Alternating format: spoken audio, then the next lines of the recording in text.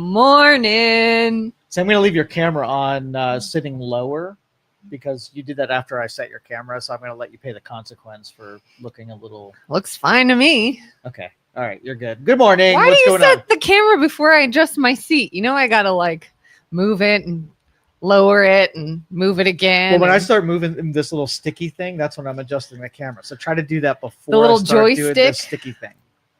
I can't help it. I'm not naturally beautiful and I'm high maintenance and oh my goodness. I got to get my good side. Oh my goodness. Oh my goodness. We're not all naturally gorgeous, Joe Danyi. Oh my goodness. All right, so what's going on? Oh, had a pretty good weekend. Did you have a pretty good weekend? Yeah, it worked. Just a working weekend. That's fun. Oh, I feel best when I'm hitting the spreadsheet though. So I was God. psychologically perfect. If I had to think of my most fun or anything to me that would be considered a good time, a spreadsheet would not be involved. Yeah, we're different. Very. Mm-hmm. I did a trunk or treat at our church and was flabbergasted by how few people know the movie The Princess Bride. Mm-hmm. I can't believe this. I thought everybody, no question. Everyone knows The Princess Bride. Everyone's going to get it. I'm not kidding. Out of an entire fall evening event, maybe 4 people knew who we were. Right. Even when we explained it, they're like, oh, I've never seen that. Oh, I've never seen that. Everyone thought he was Zorro because, Wesley has the black mask. Mm-hmm. And culture's dead. seriously, if you're a millennial or older, you have no excuse. You better know The Princess Bride. And even some younger people, I think, really should. What else? Isaac says, I'm at my best when I'm in my spreadsheet. Classic Joe comment. Yeah. Yeah.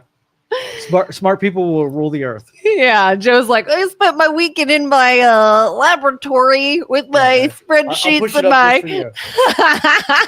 Now do it. I was calculating the quantum physics of the flux capacitor and realized that string theory could be proven accurate if the... You actually did pretty good. That was I know. Those were all real words. I am so proud of you. I was just like Will Ferrell when he blacks out during his debate. And yes, that was really good. Science. All right, what else? Give me. Let's do some kind of caustic conversation. What, like rev people up? Of course. Oh my gosh, what did I hear recently? Did you hear about the anonymous billionaire donor? Yeah. It's not anonymous now. He's not? No. Oh, who is it? It's Mellon. I think it's Timothy Mellon. Oh. Mellon Do Bank, people know? Financier.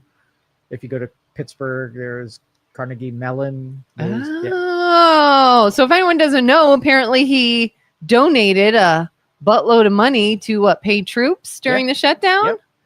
That's awesome. Mm-hmm. Is he like friendly with Trump or is that just... Yeah, that whole group. Elon will be next in line. He'll extend it even further. See how long we can go on the government shutdown and make it...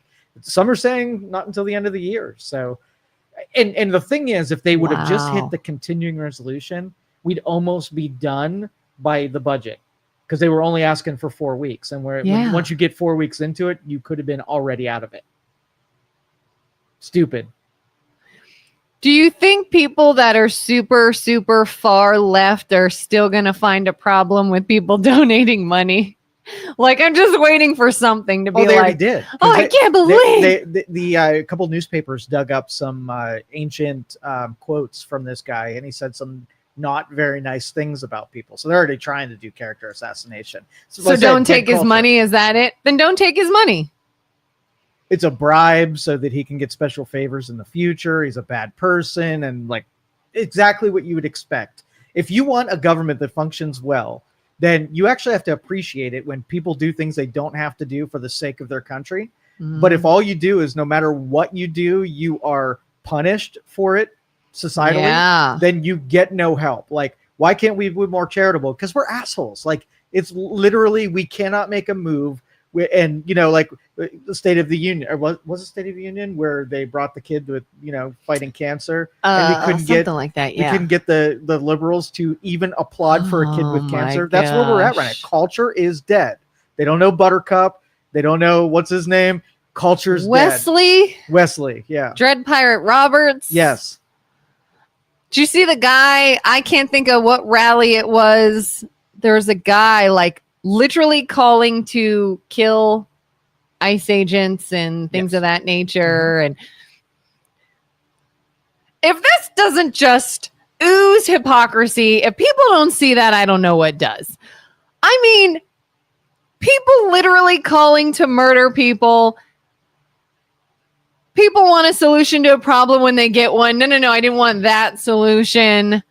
It's so ridiculous. It's a lack of principle. And I think everything that we're going to illustrate in today's program is going to say that there is one general theme that puts us on a collision path with complete breakdown of our culture and society. It's 100% certain.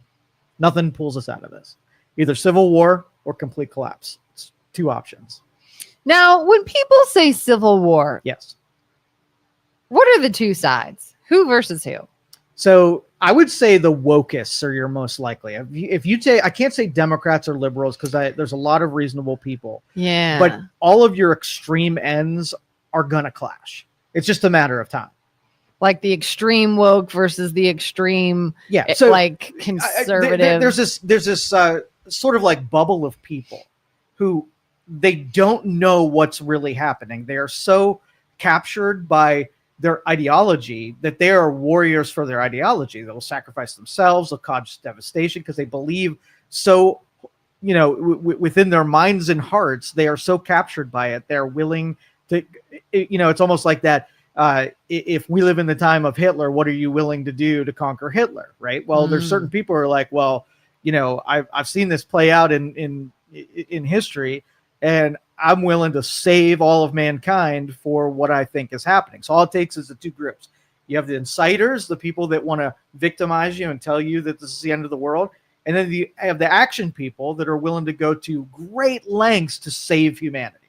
And so, the left has a larger contingent, but the problem is the left, this contingent is not going to just fight against the factions on the right that are fringe. They're going to fight on normal everyday people. And they got a really big lesson ahead of them that you don't attack the middle of the road reasonable, because you lose them and you become an enemy of all. Not, like right now, the liberals are tolerating their fringe because they're scoring political points for things they believe in, but they're crazy and they are going to embarrass those people in 2 seconds. Oh, yeah. Somebody told me one time, they're like, oh, you say you're middle, but I feel like you lean right. And I'm like, well, if it seems that way, it's because I wasn't allowed to be middle for some people. It's like, I don't know, you're either with us or you're against us. But at this point, it really doesn't matter. I mean, it's a label that the only reason they want to know if you're right or left is so that they can fight with you. Right. Yeah. It's not like, I'm super curious about your principles. Tell me what the right's all about. Maybe I can accommodate and, bring some of those in. It's not. Yeah. It's just sane versus insane. Yeah. Really. It's like you could be on this spectrum of right, left, middle, but it's sane versus insane. Morning, BJ. Morning. So with this government shutdown, we're a couple weeks away from people who are used to receiving a SNAP or EBT payment for food. The beginning of November, the 1st or the 20th, I think they are those payment receipts. And with the government shutdown, they are not going to be distributing government benefits because there is no government to actually function. And the Department of, I think it was Department of Agriculture, whatever, they have a $5 billion fund for emergencies that they have chosen not to release the $5 billion into the system. That would carry it for about 20 days, right, before it's exhausted. There's going to be a lot of people who are dependents of the state that are going to be the Democrats' first victim, of their decision to hold hostage government for the sake of the Affordable Care Act. And so it's going to, I said last week that this is where, churches need to do their thing and capture some of these hearts with the willingness to help feed babies and elderly and sick people and whatever. because I don't want to see anybody.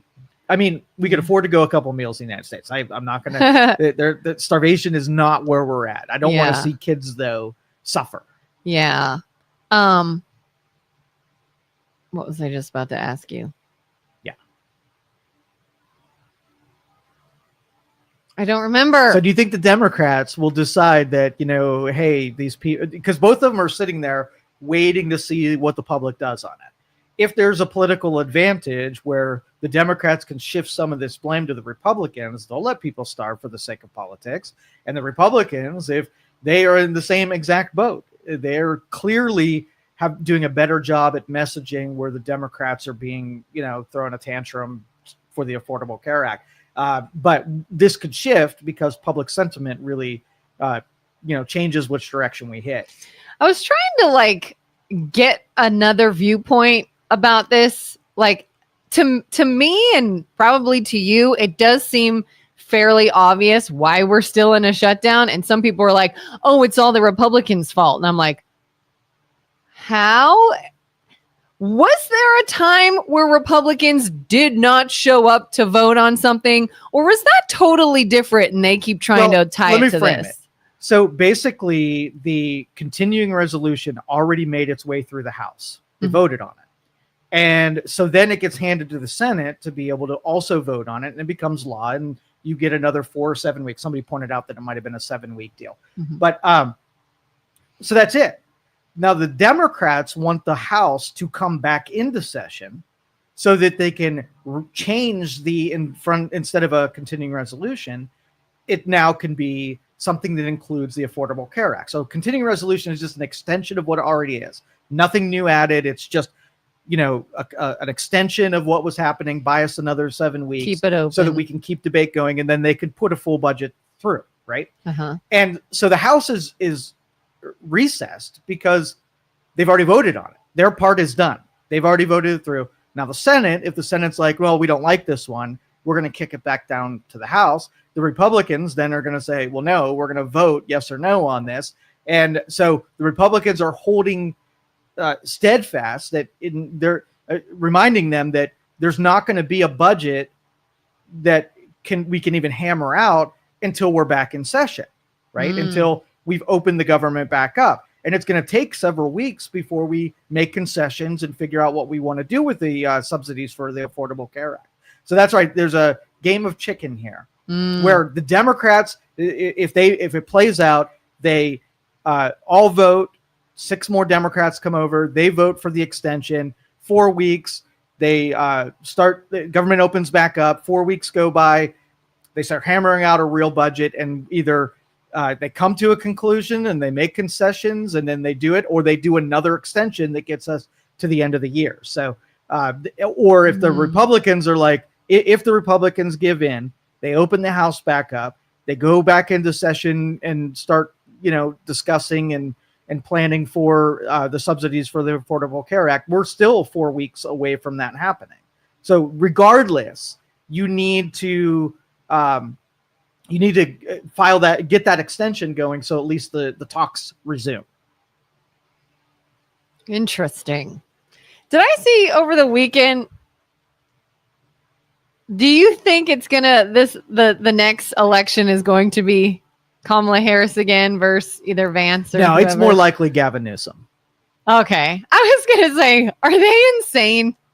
You think that'll be Gavin Newsom? If it were right now, yes, but there's still plenty of stuff to shake out. Gavin is all in on this, and I think he's peaked as his resonance for the voting public. He stayed fringe. He stayed exclusive to the people who, who vote for that end of the liberal spectrum. But the midterms are going to change a whole lot. And if you'd asked me how this was going to play out like a couple months ago, I would have said it's going to be the Republicans are going to lose the House and Senate for sure, right? Or they're going to lose seats in both of them. So there's going to be a swing where the Democrats get a little bit more power. Then it's very likely that Gavin Newsom runs. If the midterms neutral, where nothing really changes, I think they need someone other than Gavin Newsom. And I think the party's actually in the midst. We're seeing sort of like a little Democrat coup, right? Because AOC and Bernie Sanders are even more left of Gavin Newsom. And if they play this, if it gets bad in the liberal circles and they want to go extreme, AOC might be that person if you want someone as the fringe element, more fringe element. But I still think we've got to, I'm going to put my money on that it's either going to be AOC or Gavin Newsom, depending on what happens at midterms. AOC? Yeah. Why don't you just give it to the Republicans? That's what will happen. I even think Gavin Newsom will be giving it to the Republicans, but it depends a whole lot on Vance, on Trump, if they can get over the economic portion, the energy portion, and maybe one or two harder to get, like insurance, the Affordable Care Act, if they can hammer something out where they shore that up, which not likely. Pharmaceuticals should be pretty good. Military turmoil across the world. I mean, you solve any of those bigger issues, and Vance is going to have a pretty easy time extending what Trump is doing going forward. But they got to have a couple successes. If your economy goes to shit, or a war breaks out, or tariffs are still really high, or energy costs are really high, any of those are true, then I'm going to give it to Gavin Newsom if that happens. Do you see even Bernie Sanders gave some props to Trump recently? I saw that. Yeah, I was like, oh, I do like Bernie. it's very big of him. At least he is honest in all of his things. Yes, he does the rhetoric thing. Yes, he spouts, the talking points. But I think if I was sitting around with him and we were discussing things, he and I would have pretty good discussions. Yeah. AOC, probably not good discussions. I never really, because I'll be honest, I never really was into or followed politics at all until this past election cycle. And so I never really understood like why AOC got so much flack. I was like, oh, well, what's wrong with her? I mean, she must be fairly successful. She got to where she wanted to be. And then I started listening here and there, and I'm like, oh, you like really are just the one that pushes the dumb narratives and the stupid, like the bull crap they try to stand on, like when it feels like you have nothing else. They have no actual good ideas or really good policies to run on. It's almost like they go on this like defensive of just keep saying these words and hope somebody bites. Yeah, it literally is. Like, I think that there are, and the Republicans have their same set. You ever try to discuss a complicated, sophisticated topic with an elderly person? I don't know. Someone who really didn't grow up around it, they don't know a lot about it. Their technology and their stuff. absorption is what they've read or maybe what their friends have said. So you have this very superficial understanding of what you're even talking about. So like when AOC talks about the economy, right? Mm-hmm. I have some questions. Right? Mm-hmm. What do you really know about the economy? How it functions? Or do you just know words that you got really good at being able to say? So, I mean, politicians are really good at saying words and presenting their deal. But when you dig into it to see what they really know about what they're talking about, it comes unglued pretty fast. Yeah. And we do. I mean, I do a lot of talking to politicians when they're running. And let's just say there's something in the zeitgeist, Bitcoin, for instance. So I'll sit down with a politician and we're like, hey, we're going to be voting on this Bitcoin. I don't know a lot about it. I don't know where I want to hang my vote. Give me the elevator speech of Bitcoin. Well, in my eyes, it's like, I can't sum up what I know about Bitcoin. I could only tell you that either I feel like your position is in the right direction or in the wrong direction. So you tell me what you know about it, and I'll do course correction so that at least if you vote, it's in line with logic and, it can be defended. If you're like, well, Bitcoin's just fake money, right? And I'm like, all right, total lack of understanding. You don't know what you're talking about. If you say that in front of people who do know what they're talking about, they're going to pick you apart. So AOC is like one of these people that could be very easily picked apart, right? But she's in a class of people where you don't really pick those ones apart, right?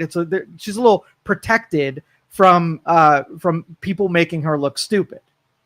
So she could be made to look stupid pretty easily, but she does a good job of that on her own without somebody trying. So How would you feel about Fetterman if they had him? Maybe. So I had one concern with that dude. He's pretty reasonable. He does stick to principles. I don't agree with a lot of his principles, but at least he's honest about it, and he's reasonable enough to be able to see the pragmatic part of his job. And not many politicians can do that because they get captured by their side. And then even if they feel like they need to do something, they won't do it for the sake of going along with their tribe.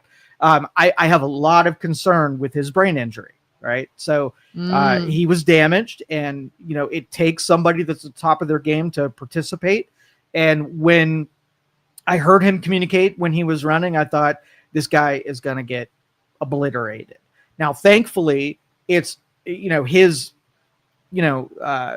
whatever is limited to his communication skills, and he's got tools to be able to overcome some of that. His brain seems to be okay, and he's able to come to conclusions, but he could have been just as easily somebody who, couldn't dress the part, couldn't think the part, couldn't communicate the part. So he would be at 100% disadvantage. He's only at a 66% disadvantage. I have to look closer into him. The only thing really I know about him is every so often he'll be like reasonable, for lack of a better word, I guess, where he'll say something and it'll be like, oh, someone who's on the left, but willing to still agree to what makes sense. Yeah. And it's very, very uncommon in that world. So it is nice to see it when you come across it. We have a whole bunch of comments up top too. Let's see. We need more politicians like Fetterman who actually gives a damn about the people that voted them in office instead of some insanity. Yeah. Jerry says, with elections around the corner and many local positions up, it is so irritating for people to listen to the rhetoric and not do their due diligence on the candidates. Attending open meetings are really important and not just vote by friendship and talking points. Please do your homework on all items you vote on. Why does someone want to be in a position or continue in a position is an important question to ask or find out. Jerry's doing a little bit of projection here, and you do this too a lot. You want to believe that people out there, your fellow citizens, are logical and are reasonable, and all they just need is some information so they can make a reasoned decision, right? Versus, right, cherry picking things they don't feel like thinking about, right? And doing the thing that they can talk about with their friends and make their, make them more socially acceptable. Of those two, I don't think I love Jerry, and I think what Jerry is completely right. I just don't think the receiving end of what Jerry's saying exists too much in our culture. Yeah, because we think, oh, if these people or this person would just get this bit of information, then they would see. And I used to be more so of that, where like, you see a post on Facebook and you're like, no, you're mistaken because blah, blah, blah, blah. And you could say the most sane, rational bit of factual information that is irrefutable. And they will not accept it. It is so futile to try to say anything to anyone of that mindset. And now it's just like, why don't I go tell the wall this? Because you'd probably get farther. Yeah. And I think they do not have the capacity, or they may have the capacity potential, right? But they don't really have the motivation to be smart, because we're not in an era where we're rewarding smartness, right? We're rewarding ego. We're rewarding, what I get out of something. And so, I would totally understand if, like, hey, you're voting for mayor. Like, what's your priorities? You're not allowed to say anything that you read in a magazine or think what I want to hear. It's like, oh, okay, who's going to give me more stuff? Okay, I would accept that, because that's probably how people will vote.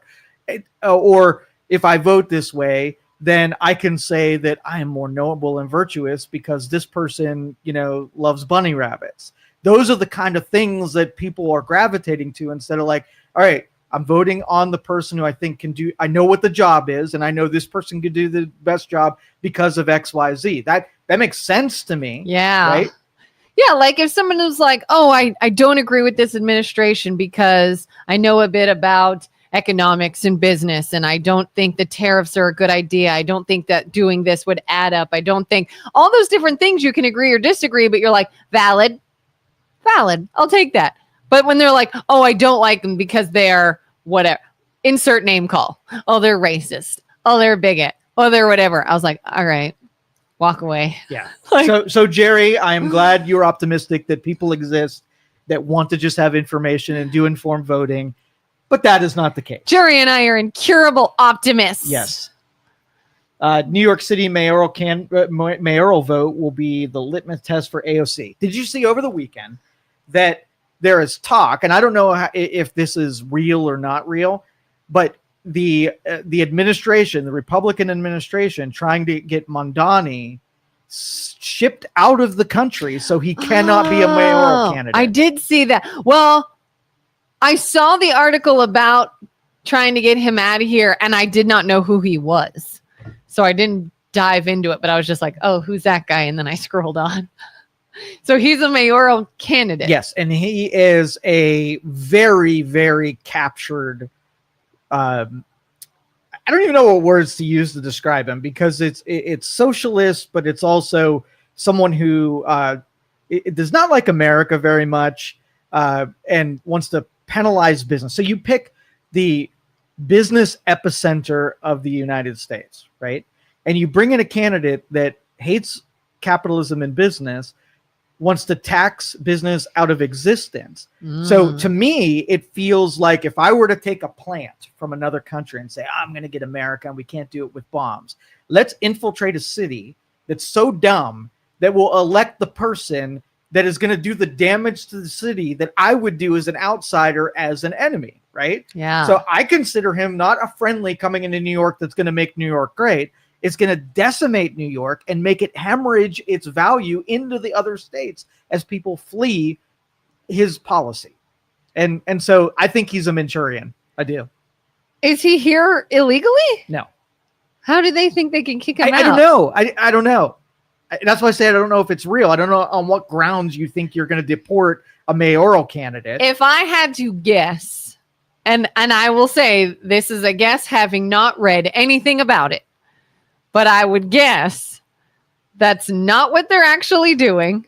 Somebody caught wind of something they were doing and spun it in a way to say they're trying to kick him out so he can't be competition. Well, if in the political game, having your adversary investigated to make sure they're legitimately allowed to run, it's almost like if the Board of Elections, right? I didn't want to see you run for council or whatever. Yeah. And so I check your signatures to make sure they were all legit, made sure that you didn't have any duplicates. I'm looking for some mistakes so that you're off the list, like they did to Ungaro. Remember People did this with Obama. Exactly. So Yeah. if that constitutes trying to get him deported or disqualified from the election, I think that probably happens in every election. Yeah. And that doesn't go into the red areas where I think that's dangerous. Attempting to dig up dirt on someone is not a new concept. No, it is and not. it's not to one side to do that. So we'll see. I think he's going to run. He's going to be allowed to run. I think he's going to win. I think the United States is awesome enough that the people who don't do business are just going to have the means to be able to set up shop everywhere else. They're going to go somewhere else because they can do it. And then New York's not going to be as nice as it once was. So does it feel like the same people that say the tariffs aren't going to work and they're going to make people eat higher costs are also the ones saying, let's tax business into oblivion and not think that too will have people see some sort of repercussion? Well, I waterfall it in both directions. Okay. So what happens if you have a business and I raise your taxes from 30% to 60%. Okay. Mm-hmm. Now, you don't have to be in New York. You might own a building there and have a bunch of employees, but then you look to see, I could go where cost of living is probably, 100% higher than in any other parts, everything from the labor costs to the taxes and all of that kind of stuff. Yeah. So then I look at my bank on the corner and I'm like, oh, I can go to Tennessee, right? Where their taxes are lower. then on a spreadsheet, I can see my cost of staying here and endure 60% taxes, going to Tennessee and have to disrupt my business flow to move my operations to another city. Well, New York just loses, and there's no downside to me just relocating in a different part, and I'm still doing business. I don't have to be in New York to do that. So asking yourself, like, why do people go to New York in the first place? Because it is the epicenter. Booming industry. Right. And so as long as I can still function away from the epicenter, and in today's, economy, you don't have to be 2 blocks away from the people you're doing business with. There's a convenience item where if you've got a meeting, on 5th Street, or 5th Avenue, then it's easier to walk there, but I can still do business if I really needed to, if it meant 30% more in taxes. Yeah. And then the caps on rent. Okay. So New York is very unaffordable. The only people who should live there are people who can afford to live there, and everybody else should move to other states. Yeah. So if you cap rents, which means that if I own a building and I have so many apartments in my building, and you tell me that I can only charge X amount of dollars. Now, you as the landlord, the person that owns the building, then add up those capped deal, right? The capped rents, and can I afford that building, right, to stay in operations, right? Can I still make money in doing that?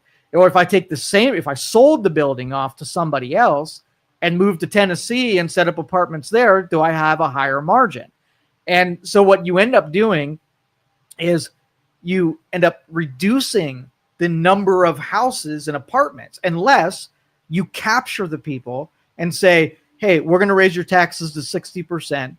And you can't leave us. Ha ha ha, villain, right? And landlord, we're going to cap your rent. And I don't care if you like it or not, you can't move and you can't divest and go somewhere else. So it's going to take some tyranny in order for the natural market forces not to punish what he's about to do to New York.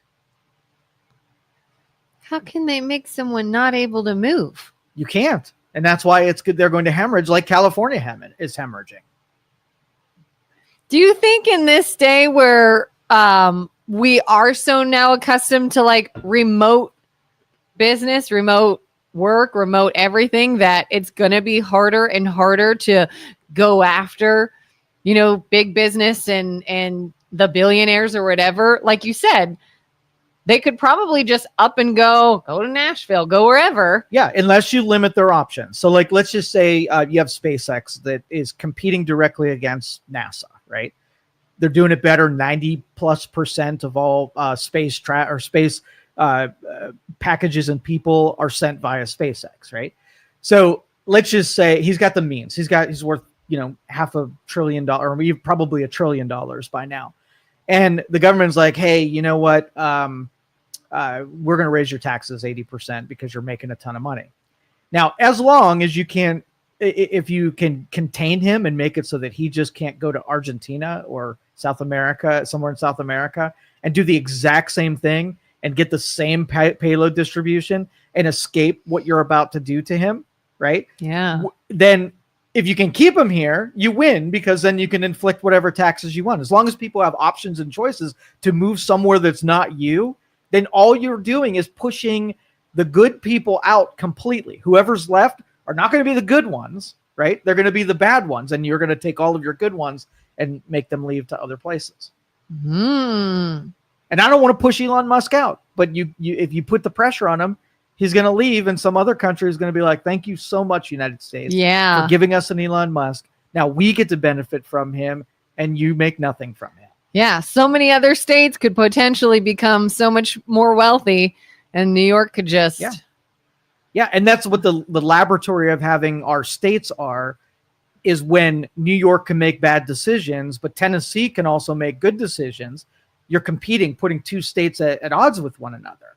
And if it's not if it's not a good deal and you have the option to move and go to a place, then Tennessee gets rewarded and New York pays its own consequence for bad decision-making, bad policy. We had a bunch more below. They run on talking points and ideas, but have zero idea how their ideas can be implemented. AOC has a degree in international relations and economics. Okay. As he has said, he puts country in front of party. Oh, how does she not know what she's talking about? More of the philosophies. As a legislator, you're in control of more economy than with regulations and how taxation is done and social programs. You got to have a great relationship with what the effects are of decisions that you're made. And I don't think she has a very good mathematical mind, and her philosophy breaks down when you actually put it into sort of like a real landscape. And her and Bernie are of the same cloth. They have these idealistic views that don't actually work unless you reshape what our economy is. So I don't know if it's a cognitive dissonance where she just doesn't have a belief that it should be that. And if they can do enough of this, you break down what you don't like and reform it as more of a socialist deal. But your relationship with what is right now, right, and not wanting to destroy it and making it into something different means you can take a more practical approach to what we use socialized medicine or Affordable Care Act. Do you believe the Affordable Care Act was intended to break the system to such a degree that we have to do socialized medicine because the alternative is ruined in such a way that you can't go back to it? Maybe. Okay. So that's the AOC version of it. Like, let's just break the whole thing. So then people are begging us to just make the government take it over. Yeah. And I think that's a true evil versus saying, let's take the healthcare system and let's take the parts that we can do something about and fix, and through attrition, fix the things we can fix and make it better. So the more perfect union is the philosophy of our founding, which is it's never going to be perfect, but we can always incrementally make it better than it just was. And that's, I think, a legislator's job is to take this gargantuan system that we have and not throw the entire thing away so that we create dependence. And that's if AOC can say her version of socialism has been tried here and it works here, and here's an example of it, and let's go there and bring the rest of us over because it makes good mathematical sense, that's one thing. But she's completely delusional of what is possible here in the United States unless you break everything down. Yeah. How much, in general, how much weight do you give when people say so-and-so has a degree? I don't give any weight to it. I am finding I give less and less. Yeah. It used to be like this. Oh, well, they have a degree in whatever. And it's like, okay, then we better listen to them. Yeah. And I'm like, there's a lot of people that have degrees and terrible ideas. It might be an impediment. It might be an impediment. Yeah. I mean, what if it's something that they worked really hard in one direction on, got it, and then, oh my gosh, climate now is totally different, or time right now is totally different, and we're in a different situation. Especially when you have somebody that does have a degree, but they say regularly really dumb things that don't make any sense. Okay, let's use our Taekwondo, because Taekwondo is a really good example of credentialed or academics, right? Mm-hmm. So Taekwondo, they sell belts, right? And they sell testing. And so they really buy it before the day of testing. Yeah. And so really, do you want a kid that bought all their belts? The black belt means something, right? Yeah. So if you, knowing what you know about how they distribute the belts, if you were to pick your protector, someone who knows Taekwondo, and they need to protect you from angry mobs, just getting someone who has a black belt in Taekwondo versus, like, how would you know how to trust it if you knew that they were a machine that just wants to sell them and give them away? How would you know?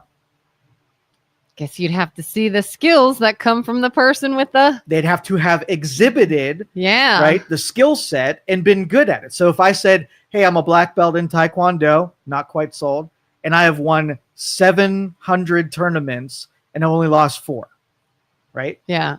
Is that better than the black belt? Because I've actually practiced what a black belt should know and I did it successfully. Yeah. That's sort of the beginning of my standard. Show me where you've done the thing and show me what your record is in the thing. So if you're making predictions, right? Mm-hmm. I'm interested to know past predictions and what your accuracy was at it. So that's really all I need to know. You put it in the real world under real circumstances, and how successful are you at it? Yeah. In fact, and if anything will drive the point home more, it's this. At this table, I have a college degree and you do not. And I'm telling anybody about any topic, you better ask Joe over me because I'm not going to know. But if your academic, if your certificate, right, gets you in the door, it's a license that there are some jobs right now that one of the requirements is you went through a 4-year something and got a piece of paper, right? Yeah. You know what that means to an employer when somebody goes through it? They can stick to something. Commitment, right? Yeah. They're not going to bounce around on me. They're not going to pick something else. They have the ability financially to be able to pay for something, and they can stick in it with 4 years enough to be able to get that piece of paper on the wall. That's all it means. Yeah. Whether you have and a that's specialty. what I was told too. They said you made the commitment, you stuck to it, and you are able to learn. That's it.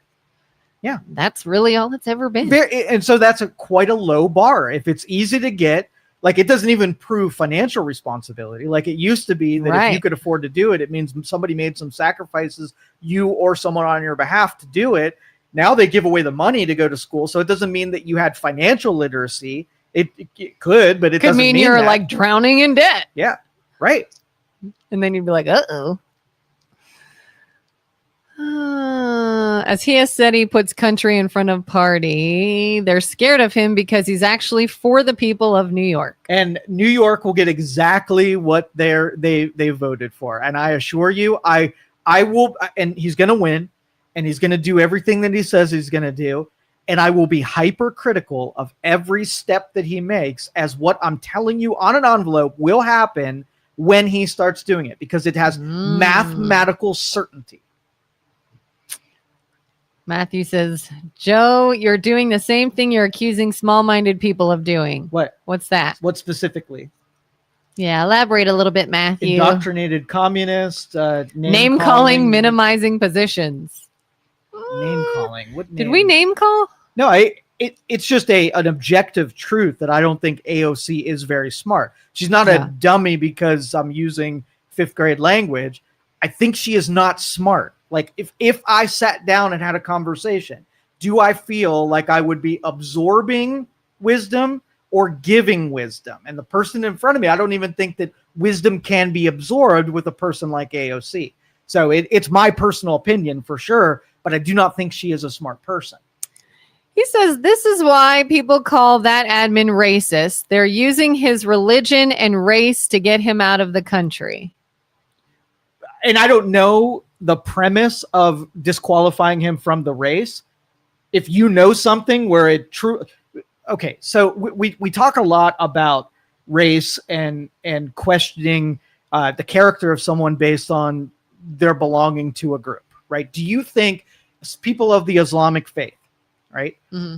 If they're from an Arab country, they're from a culture that is different than yours. Do you think that it can be congruent with a place like New York or Minneapolis or Portland or Austin or whatever? Do you think if I brought somebody in from the Congo, right? Different culture, different life experiences and whatever.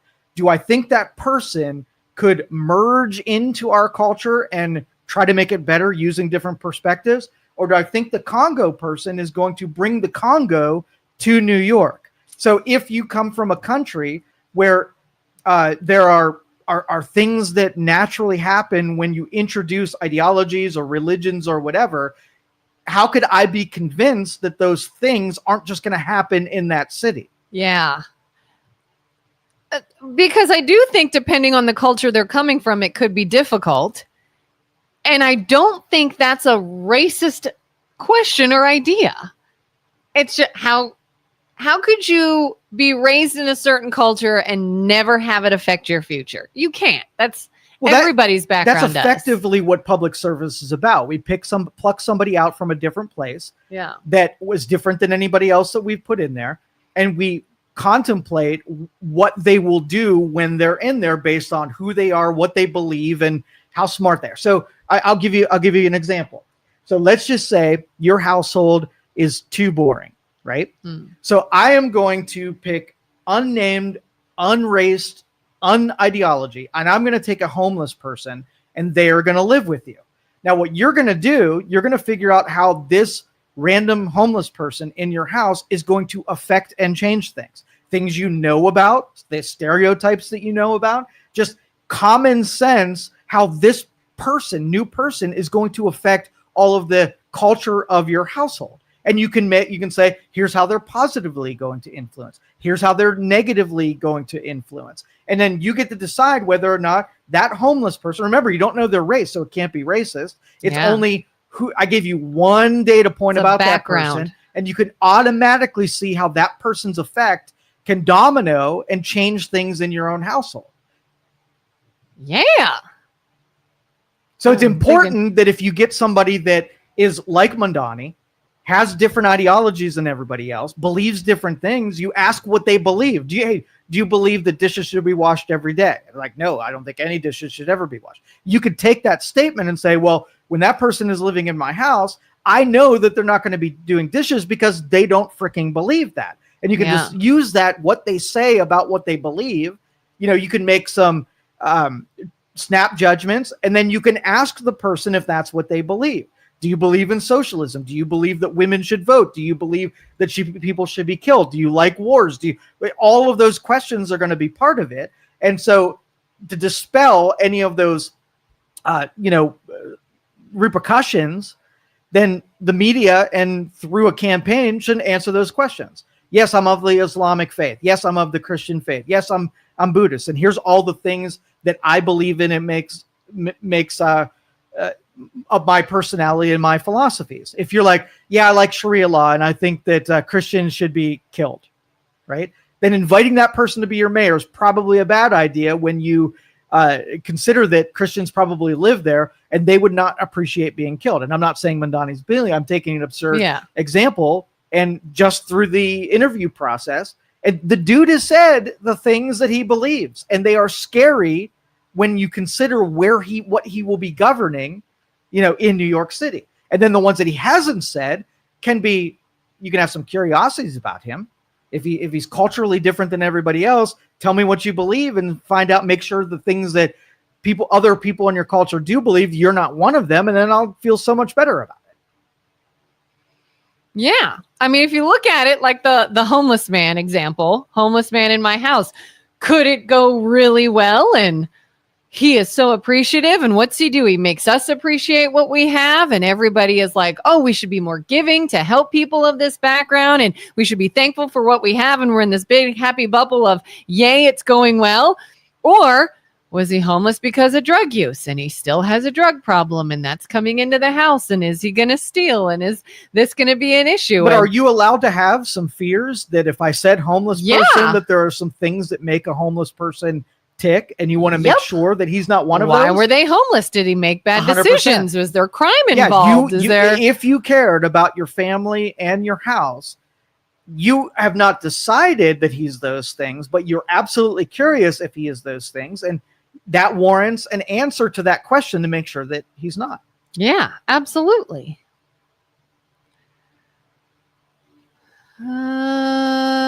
They don't do that for every election. I don't know what Danyi mean, or like they do in Youngstown.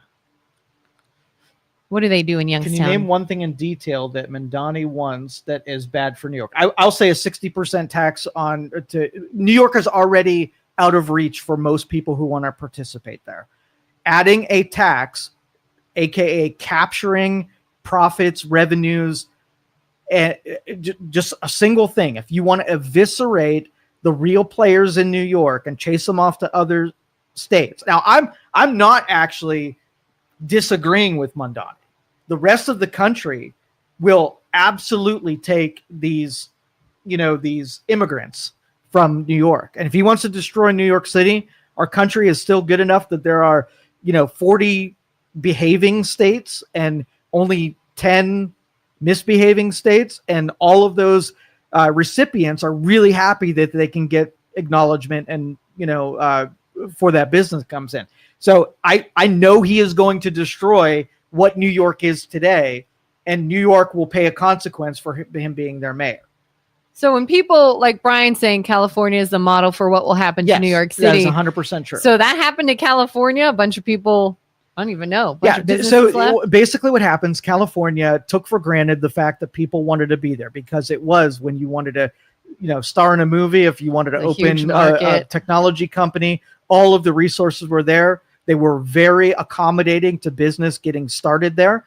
And once it's foundationally, everybody's profitable, and you're not seeing a bunch of new people because it's an established culture of those, different industries. Then someone comes along with a harvesting gun, right, and says, I didn't create this, but man, there's a crap ton of money there. And they start pairing off, right? Yeah. Resources to be able to do social programs and do bad policy that costs a lot of money. And then all of a sudden, the incentive to stay there, right, it diminishes with each cut to that person. You can do pruning. I absolutely think our economies need to have nurturers and pruners, right? But when someone doesn't know when they've pruned too far and go beyond what companies and people will tolerate, people will leave. And you've got to know that when you're doing it, you are kicking people out that can no longer participate in your economy. And when they do that, then you got to back off your pruning policies because you're now doing damage. It's, you're a farmer and you got a fruit tree. Everybody can agree that you need to pick the fruit off, right? Yeah. And pare some of the branches. But there's a point where you start doing injury to the tree, and every year less fruit starts coming from that tree because you've pared too much to give to some other person. And this pendulum will swing back in the other direction. You won't be able to harvest it because now you have too few trees that produce too few fruit. And all of a sudden you got to welcome new fruit into your deal. And all you had to do was have smart enough people to know what you had to begin and know how you keep the golden goose alive rather than killing the golden goose and have to bring in a new golden goose. Way too many metaphors in that one statement, so I apologize.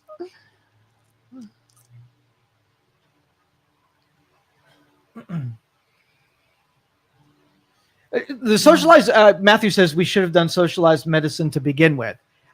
Again, I've said it before, hybridized is probably the way to go. Socialized medicine is, again, another policy that is just bad.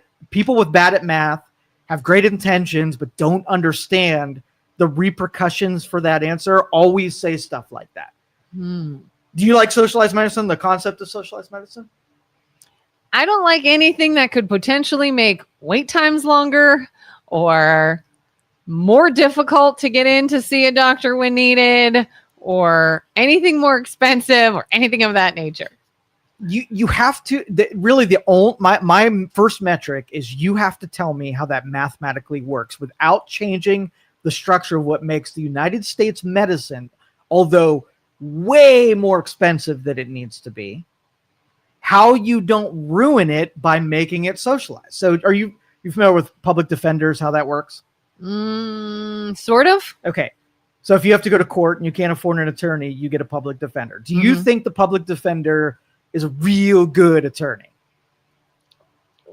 Probably not. Why? Because they're in a position that they're going to be used because somebody needs it, and they don't really have to worry about their cost or their background or their experience or how well they do. So you don't think they're paid very much. They don't get to pick their cases. They're not rewarded for winning and losing. So you got a person that's going to mail it in and do the bare minimum. So they have to be used. If you went to court and you could afford an attorney, would you pick the public defender if you had a high paid attorney?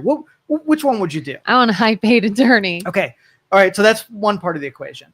Now you go to law school, you go there for 8 freaking years and you became the best freaking attorney. And they're like, hey, got some jobs here. You want to go to this big law firm where you could make a bunch of money, or you could become a public defender. Which are you choosing? I want to go to a big law firm and make a bunch of money. Okay. So both sides of the equation, socialized medicine is basically our entire medical system made up of public defenders. So if there was no, what? I I can hear people typing. They do it out of the goodness of their heart. They do it to give back to the community. That is why I think a hybridized system is best. But hybridized system makes it so that it doesn't work. So here's basically what it is. Pro bono cases, legal office will take on a case knowing they're not going to get paid. And maybe they do one case a month. That's a requirement of some kind of grant or license, or, just maybe it's a good nature of their heart. Mm-hmm. So they go defend somebody. They're a high-powered, good attorney, but they're not making any money on that one. And they do it just to give back as an act of public service. Mm-hmm. So if you had hybridized, you wouldn't have, nobody wants the public defender. You only do that if you need it, and nobody wants to trust their health outcomes to a public defender. But you will take a pro bono case because you get best of both worlds. You don't have to pay for it, and they willingly gave it up. And you get the experience of somebody who usually makes a lot of money, but in your case, they did it for you for free. The problem is that in order to pull off a public option, do you know what it requires? Everyone doing it. You have to hold everybody hostage because it's going to require a gargantuan amount of money. And if you allow people to opt out of being part of the socialized system, the socialized system doesn't work.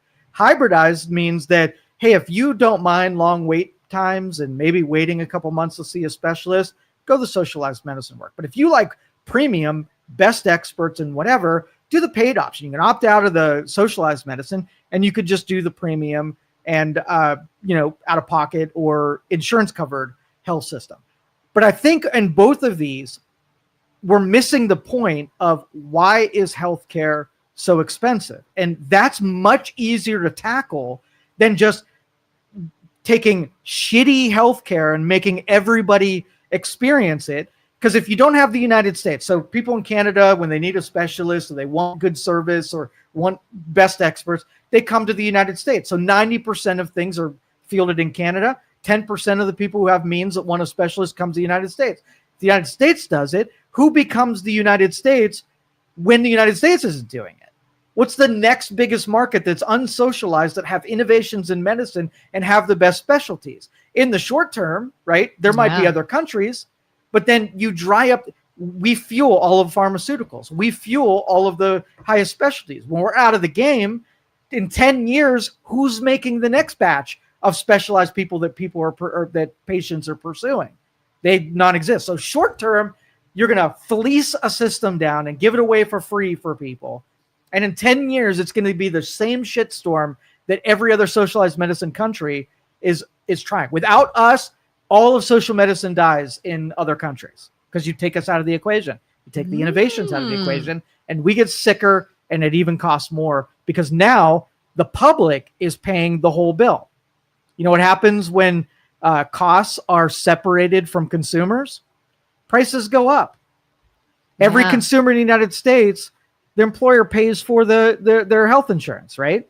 And so they don't see what it freaking costs. They don't object to it. They don't push on doctors in the system to pay less because it's handled over here. Make every person pay for their own shit. No insurance whatsoever except for catastrophic shit. Then consumers get a direct relationship with what the cost, and they force insurance companies like, hey, here's a $600 Tylenol. And you look at the Tylenol, it's like, this thing shouldn't cost $600. Why does it cost $600? I'm not buying your $600 Tylenol. And they're like, oh, we can't pull off that scam anymore. And now they have to bring products in line with what people can afford and people will pay for. The companies that figure it out and innovate to make lower cost pharmaceuticals, the racket gets destroyed, and then healthcare costs come down. But that's pharmaceuticals, costs of a session with your doctor, insurance, just an Affordable Care Act is just terrible at pushing all of those costs sky high and subsidizing it from the taxpayer instead of the consumer having the balance of power on what healthcare costs. So we're going about it all wrong. Yeah, because I feel like some people, they'll take a job and there's healthcare, and if it's not good, if it's too costly, they're like, oh, well, I got to go find a different job that has a better healthcare plan. Pushing it off to employers, and then the employers are pushing it off to the government. So the consumer doesn't even know what they're paying for if they're getting good value for it. If you knew that you paid $20,000 a year in healthcare, and you went back in your head and thought of all the interactions that you had with doctors, and you're like, am I getting a good value for that $20,000 that could have been in my paycheck? But did I get a good value? Yeah. Like I can think of a handful of times where it's like, okay, here's a handful of doctor's appointments I got to go through. There's some testing. It's going to be this whole rigmarole. Fine. But then like the rest of the year, I'll never see a doctor. Can't I just pay for that? It would make sense. Not for the rest of the year? It would make absolute sense. But we've managed the system as using the exception, the people who have, illnesses that require lots of doctor visits, that there's no way they can afford that, whatever. You know whose money they need to be able to pay for the sick people? You. And that you only use maybe $4,000 of the $20,000 you pay in. Where's that other $16,000 going to the people that are, that are using tons of resources? But then you have the Maha stuff where, well, why are we creating so many unhealthy people that need all of this hundreds of thousands of dollars of healthcare? And if we can't use it subsidizing the money that Kelin pays in, there's got to be a better option. We got to make less people dependent on a healthcare system. Oh, I saw this video the other day. I'm not going to make this about health, but I've got to touch on this. A woman was sharing videos online about how to make your dollars go farther when grocery shopping during the shutdown. Yeah. She's like, EBT isn't going to be around and a lot of us don't have a lot of money. So here's some ideas of really cheap meals you can make and things you could buy that make different meals. And she's like, you can get mayonnaise, you can get grits, you can get this, you can get that. And this makes this and this makes this. And she's sharing ideas of cheap, inexpensive meals you can cook at home, which I'm like, great, sounds good. All of it was carbs, high fat, very low nutritional value, 0 protein. And I'm just like, what do you do? That's what they know is inexpensive and will last. And I almost want to be like, look at all the problems that's going to come from this, because what you're surviving on is wildly unhealthy. Mm-hmm. And then you'd say, hey, maybe instead of that, get some protein. Like, she had said, oh, I know what keeps us full. Well, it'll keep us fuller longer if we eat a bunch of grits. And I'm like, oh, I wanted you to say something with protein will keep you fuller longer. It's like we get in this cycle of we're screwed. We have this problem. So to solve it, we'll do this. But you're now creating this problem. So to solve it, we'll do this. Oh, but who's going to pay for that? We'll take it from here. And it's like, oh my God. Yeah. Well, and you change the math because in this country, you have freedoms and you have free will. You can do whatever you want. You can eat whatever you want. But if I shelter you from your decisions, then your decisions don't teach you anything. So if I hide repercussions from you and I hide payments from you, you'll just wander through bad decisions. And if there's someone there to rescue every time you make a bad one, you never learn from the friction of bad decision equals X. And then do you think it's a matter of a lack of information? Do you think people don't realize that protein's good for them and eating processed foods that are carbs? Information, I could tell you, you could tell you, but it would be that optimism, thinking that the people are out there like, I just want to make good decisions. I don't believe that. I think that if you let people have free will and you don't have the rest of us who know about stuff, save them from it. So let's just say you have 42 million people on EBT and food stamps. Do you think more than 12% of our population should not make enough money to be able to feed themselves? Do you think that should be the case? Do I think they should? Yeah. Do you think that's a high number? 42%? 12 plus percent. Almost 43 million people are on some kind of food assistance program. Yeah, that seems pretty dang high. Okay. So why is it so high? Because people can get benefits that keep them there. For one. Okay. I mean, I'd have to look and see, why are these people on it? Are we just all really injured? Really unable to work? Well, it's one of the repercussions of sheltering someone from their bad decision making. We allow them to create a dependency class that we filled in nutritional needs with the best of intentions. You don't want to see anybody starve. Yeah. Right. But you also, if somebody's in a position where if they're like, hey, if the government was doing this, like what if the government wasn't doing this for me? Could I do this on my own? Are there other options other than going to the grocery store? Could I set up a garden? Could I have some trade-offs with other people who can raise some chickens that are down the road? Are there other things that could be done? When I was watching this video, I can't help but think one of the thoughts in my head was, look how good you are at figuring this out. What else could you do with your brain? Because human beings are built to be adaptable. And when you're given a challenge and giving a long enough time to figure it out, you will figure it out. But a dependency class takes that adaptability out of you. You don't have to figure out your own problems. You have the mommy state that no matter what you do, we're going to like set a nice catch net underneath you, no matter what decisions you make. Yeah. Part of me was like, and I don't know her story and I don't know why she is on government assistance, but I couldn't help but think, man, you're showing that you can be creative and you can use your brain and you can solve problems and you can be forward thinking and you can do whatever and you can communicate.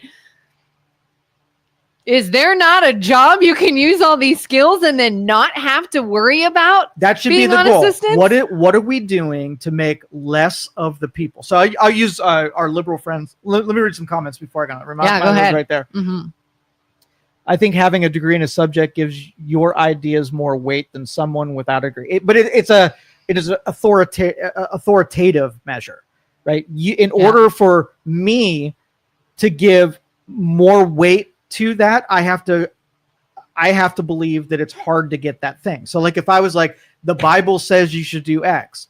Well, if the Bible is not an authority to you, then that's my opinion and I give more weight to it because it's in the Bible. It's sort of like that in order to make a high. Yeah. Like we saw that during this last election when I saw liberal media outlets trying to push this similar idea by saying, these college educated people feel this way. All of these people at these universities feel that this person is the right one to vote for. So there's weight behind that. They're being educated. And I'm like, do you know they also ride mattresses down hallways in the dorm, right? Or they like play chicken in the car. Or they're freaking college kids.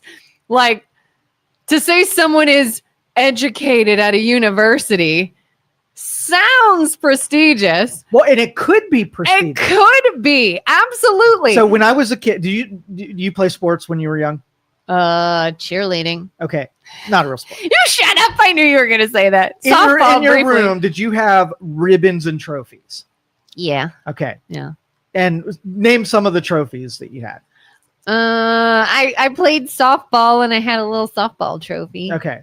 First place, second place. Probably participation. So when you walked into a room and somebody had a lot of trophies and you read the plaques that say first place, champion, whatever, that carried a lot of weight because you're like, wow, this person does a lot of stuff and they excel at that stuff. Yeah. We've got a decade plus of participation trophies. If you walked into someone's room and they had a lot of trophies, but they all said participation trophy on it, that would lose a lot of weight compared to the person who had first place, second place on there. So you could get academics and certificates and diplomas to mean something so long that they were really difficult to get. And it meant something because you excelled there, where you see a lot of dumb people with a lot of certifications on their wall. And so you've minimized, and I know why you did it. It felt good. It got you through the door. And so, but you take these diploma printing machines and you lost all of the value in them because you basically gave them out to everybody. Yeah.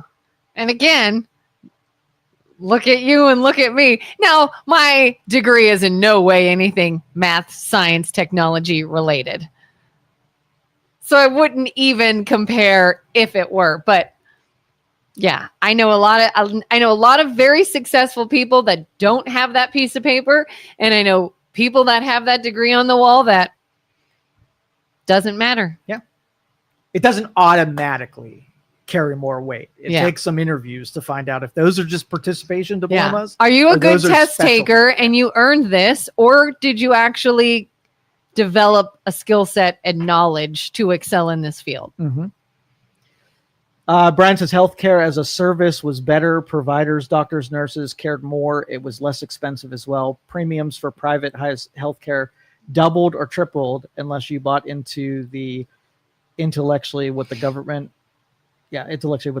was selling, and it has been proven the ACA has made healthcare industry much worse and that's why I charge that was the intention, is to break it so irreparably that there's no choice but to go socialized medicine. And I'm still hopeful that they figure it out, because it's too far gone, but still possible. But every year that we let it get worse, right, it has a better chance of imploding, and then you got to start over. And socialized medicine is the only thing you could do fast enough so that people don't die because of it. And that's the tragedy in this.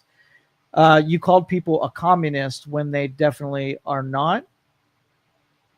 The whole country has different cultures, so you think Italians had the same culture and ideals as when they all migrated to Youngstown. Well, no, and I think it was easier because I think it was understood that when another culture came to the United States, they assimilated into the culture that was there, and the stuff that they brought didn't affect other people. They didn't expect that, if they had a song they sang at 2:00 every day, that they were going to force everybody to bow to their culture. They were still going to celebrate it privately and in their neighborhoods and with their friends that believe, but they didn't try to force other people to adopt where they came from. And that's the difference in today's society, where we are adopting the cultures of other places, and we got to figure out if it's congruent with our current culture. And people who are bad at guessing whether or not these ripples make their culture better or our culture better, I'm all for it. If somebody brought a new strategy, a new culture that positively affected everything around it, that'd be great. That is an addition. But usually it's the culture that gets brought in. Somehow we worship at that culture,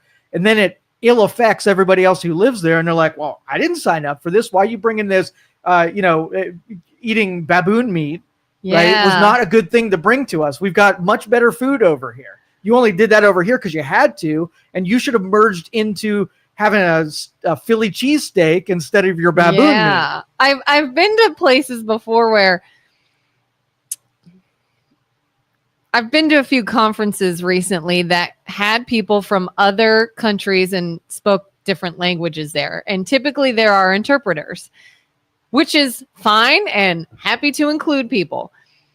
And then you go to another one, and then you go to another one, and it's same people. Interpreters run the same way. And then you talk about future ones, and they're like, hey, we can't attend. How are we supposed to attend? Are you going to provide an interpreter for us? And on ones, I can't help but think, like, at what point do you start learning the language? Like, interpreters in the interim, by all means, fine. If I decided I'm going to go live in another country, and that is going to be my home, I want to be there, don't you think you would have a game plan of learning that language eventually? Well, okay, so let's just say I wanted to go to a country that I didn't speak the language, right? And I'm like, I want to do business there, and they all speak Italian, and I speak very little Italian. It's incumbent on me, right? If I want to participate, if I go there and I'm slow learner at Italian and it takes me a little while, am I at a disadvantage? Should anybody accommodate me there and help me catch up if they want to? But nobody should have to accommodate me. The friction and my disadvantage should inspire me to learn Italian as fast as possible so that then I can participate. If I've got I'm self-centered, so I go over there, I'm like, no, I'm going to speak English, and you all are going to have to learn English. And then the government pulls its levers and forces everybody to find ways of making sure that I don't have to change. I don't have to do anything different. Y'all have to be able to put up with me. Now it's incumbent on you to learn an outsider's lack of language. And that's where the emphasis gets pushed. It's not we're not accommodating by charity. We're accommodating by coercion. Yeah, my husband, one of his last deployments was to Colombia, and he knew he was only going to be there for 6 months. It's not like he's going to totally assimilate there and live there forever. It was short term. That was always known. And he still was doing Duolingo and learning how to speak Spanish well. And he's it's on him. I've got to live there for 6 months. I better know basic conversation. Yes, exactly. And so when I see these people that have been here for years and their intent is to stay, this is their country now, I'm like, why would you not want to start learning the language? And again, I don't mind helping and being a part of, meetings and things of that nature where there are interpreters and whatever. I don't mind including people, but I can't help but look at them and go, how many of these are you coming to before you think, it might be easier for me to grasp these concepts? Just make it incumbent on the person that wants the resource to have to earn into it by merging into the culture that's there and not make the culture change because you lack something. Yeah. That's really the principle. Let's see. Mamdani is pushing forward a socialist communist platform, not calling names, just applying the word to the platform. And so, and we're more of a definitional, not like I'm not using communism, socialism, Marxism as just a term to insult somebody, but the philosophy, the principle of ownership, of value, wealth, property. Either you think the state owns that and and the state is free to distribute it, versus the state has to ask for you willingly to give up some of it, and it can't be coerced in giving it. Definitionally, those things. Yeah, why do people just jump to the fact that someone's name calling when they're just pointing out how something's working? I think it's overused. I think almost like fascism is levied in one direction. Communism, I won't use communists to describe somebody just because I want to minimize them in any way. I'm literally saying you believe that you can take other people's shit that was never theirs in the first place. I levy that against people who aren't even communists if what they're doing is very communist in nature. And socialism works the same way. Yeah, this is and it's no offense to Matthew. And is Matthew the one we talked on the phone? Okay, so I like Matthew. But it's starting to feel like everything said here is immediately attacked with, oh, so you think this? Oh, so you're calling them this? And it's like, people need to listen to what's being said without assuming you know the intent. Like, everybody wants to put this mean intent behind things they're saying. And I'm starting to get, I never fully agreed when I would see things like, I saw somebody with a Trump shirt on the other day and it said, I can't remember how they worded it, but it was something like telling the truth upsets people. And I was like, oh, no, it doesn't. But oh my God, it kind of does. Think about people's intent. Listen to what they're saying. Not everything is name calling. Not everybody is a insert here because they're explaining how something looks or what a culture actually does. Anywho, I'm getting on a soapbox. But. So I had a great argument, and this goes along with it because of the word usage and terminology and definitions. I'm an absolutist. I'm a purist when it comes to what things mean. And one of my big annoyances with liberals is they will assign new meanings to words that we already have an understanding of what it means. And so the liberals are in a spot where they're starting to get choking themselves off. You ever see the snake eating its own tail picture? Yeah. That's them right now because they bastardized what things mean. But then every once in a while they have to go back and define something and use the pure version of it when it supports their deal. So the one over the weekend, I posted a picture.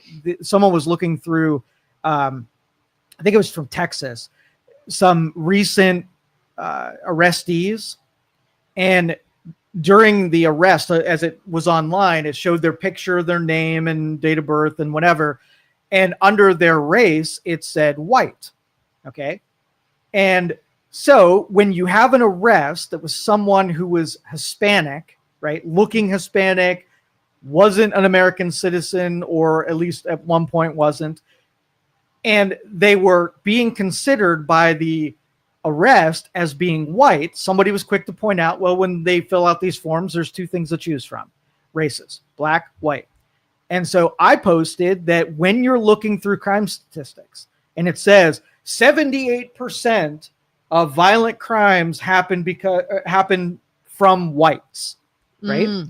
Now, data person, how many other ethnicities are grouped in with white, or is it European, ethnicity, what you think of. Like when race is segmented, I'm a categorizer, so this is super important to me to be able to put things in boxes to have understanding. So if you were to say name all of the races, if you were to categorize what races would be useful for keeping different types of people in a box. What races would be useful? Yes. Would you consider yourself white? Yeah. If you would consider yourself white, then what definition of white should there be? That's a good question.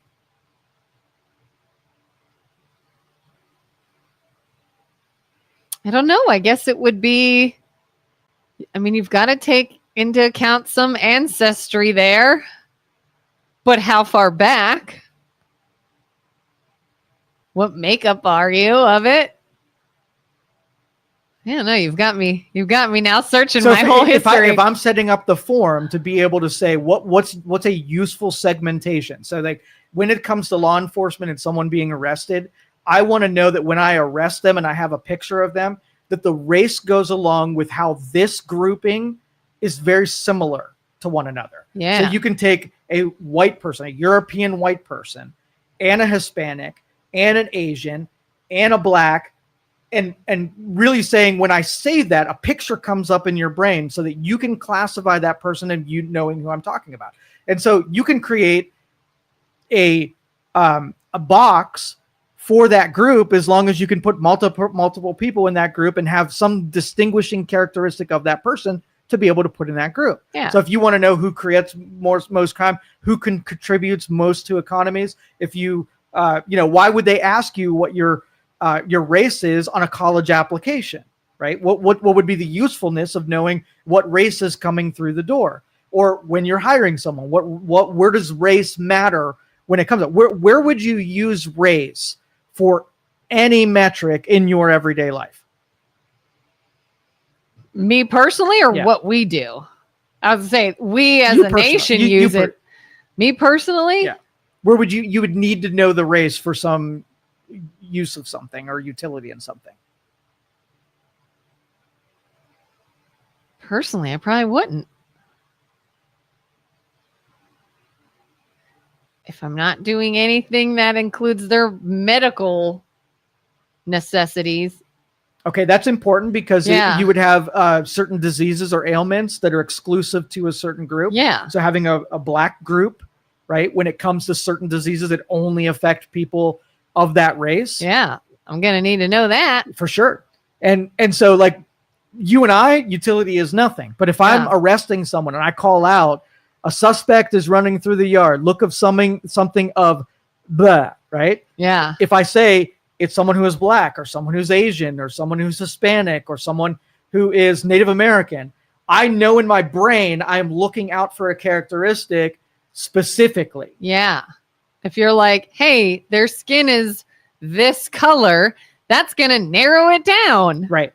But that matters in statistics when you start using that data for other things. If I want to help a group that's suffering from something specifically, and I've taken Hispanic, Asians, Native Americans, and European whites and put them all in one group, when I bring up the white category, right, I can no longer separate those people out and use the data to be able to solve a problem or set a policy or whatever. So there's got to be a good reason to put those together.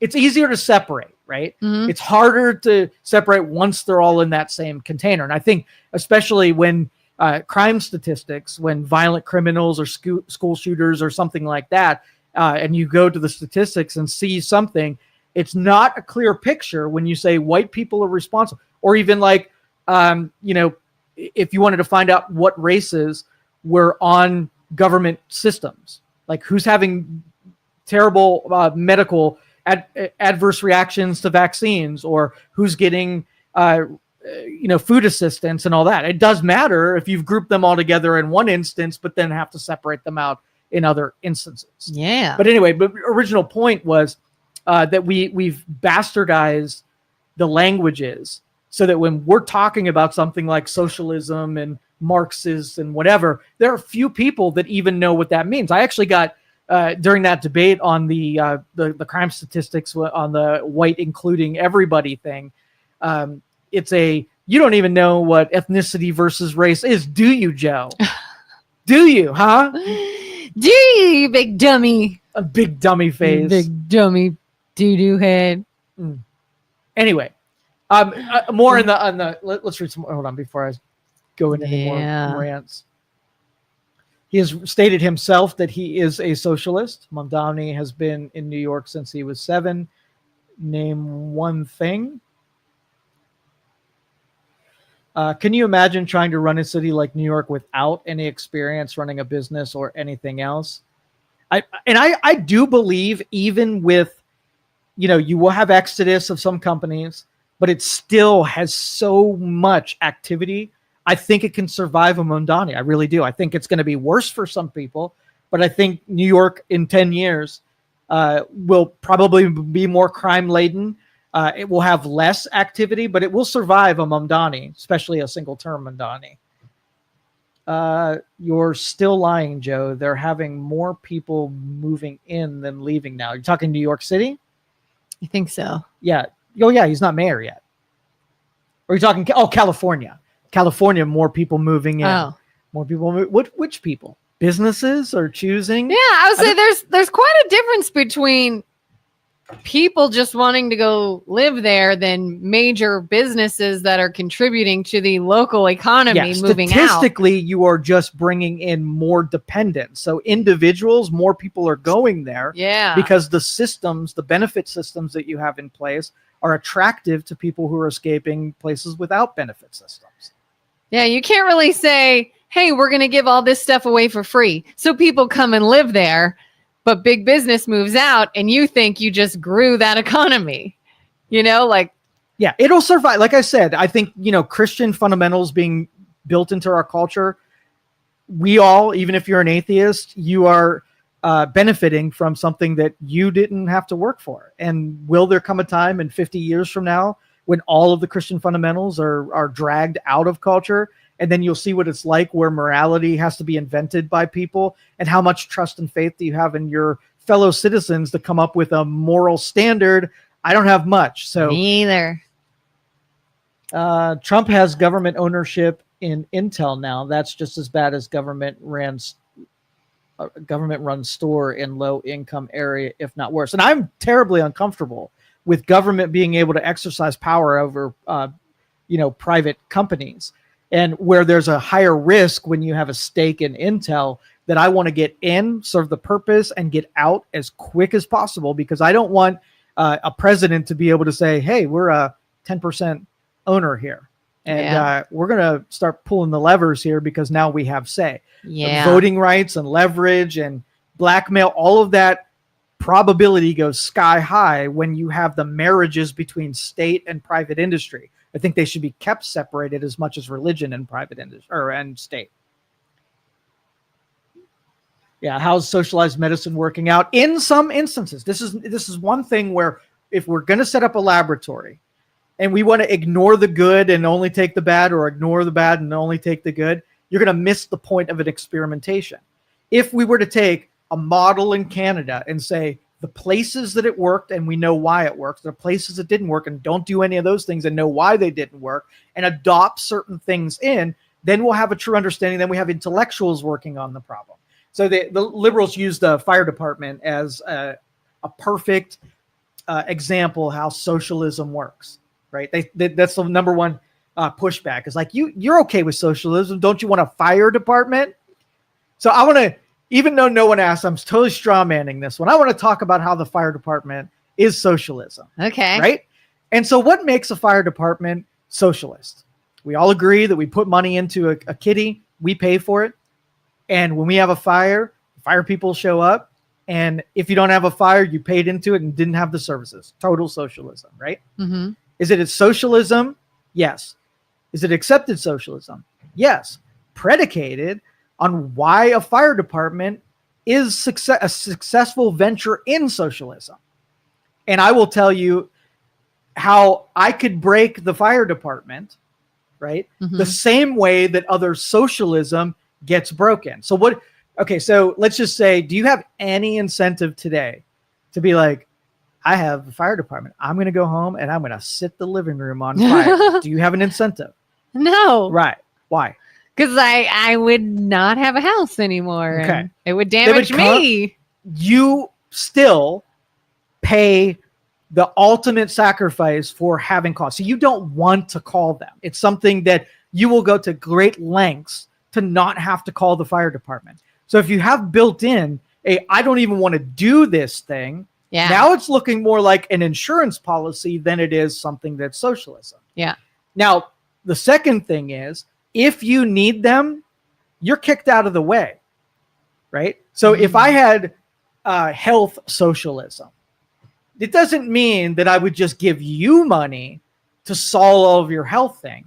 I would kick you out of it, your decision-making out of it. I'm coming in my suit that knows everything. I'm going to do it for you, stop the peril, stop the crisis from happening, and then hand you back your house, right? It's not going to be a great adventure if I have to come over and take control of you from the short crisis term, set you straight, go ahead and tell a fireman what conveniences you would like in fighting the fire. They take total control for a period of time till the crisis go away and they leave.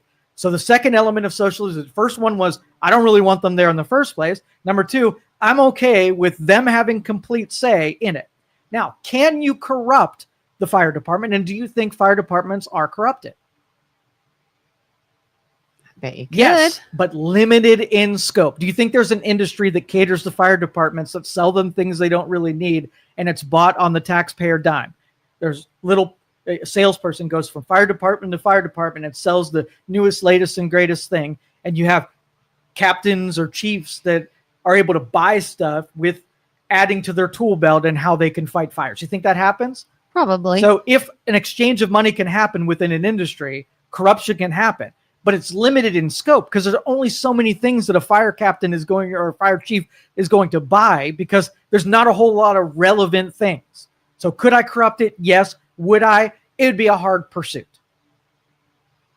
Okay, so that's why if you take all of the other socialism ideas and apply that same logic. And I got a big one coming. I'll be right back.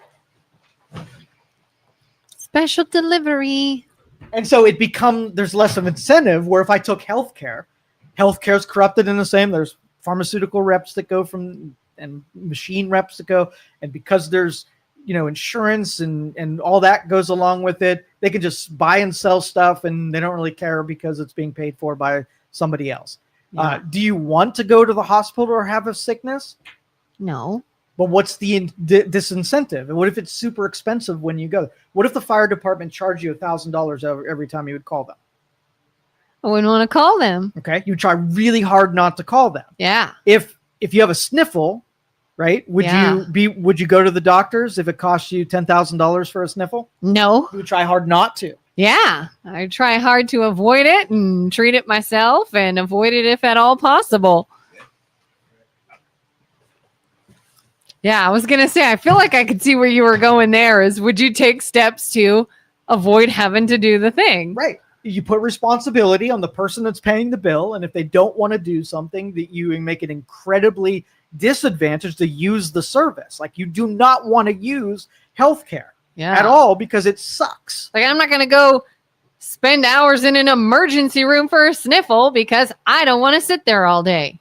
Right. And if someone's abusing the fire system, like arson, right? That's a corruption in the fire department that you need to have pushed back so people aren't just using fire in the fire department to claim insurance money. I mean, again, it's an absurd example, but it illustrates how the number one argument back at me is always the stupid fire department.